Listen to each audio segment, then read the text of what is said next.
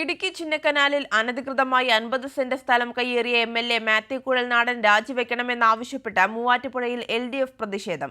CPM Idukki ജില്ലാ secretary CV Varghese പ്രതിഷേധ പൊതുയോഗം ഉദ്ഘാടനം ചെയ്തു. LDF സർക്കാരിന്റെ വികസനത്തെ തടസ്സപ്പെടുത്തുന്ന മാത്യു കുഴൽനാടന്റെ സ്വത്ത് വർദ്ധിച്ചത് MLA ആയ ശേഷമാണ്.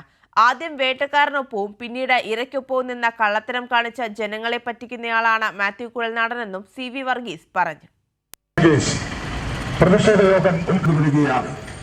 റാലി കച്ചേരത്താടത്ത് സമാപിക്കുമ്പോൾ ചേരുന്ന പ്രതിഷേധ യോഗം ഇതിനൊന്നും മെനക്കെടാതെ നടത്താൻ നോക്കാവില്ല. മൂവാറ്റുപുഴ MLA മാത്യുവിന്റെ മാർക്സിസ്റ്റിന്റെ ഇടുക്കി ജില്ലാ സെക്രട്ടറി സഖാവ് CV വർഗീസ് പ്രതിഷേധത്തിന്റെ സംസാരിക്കും.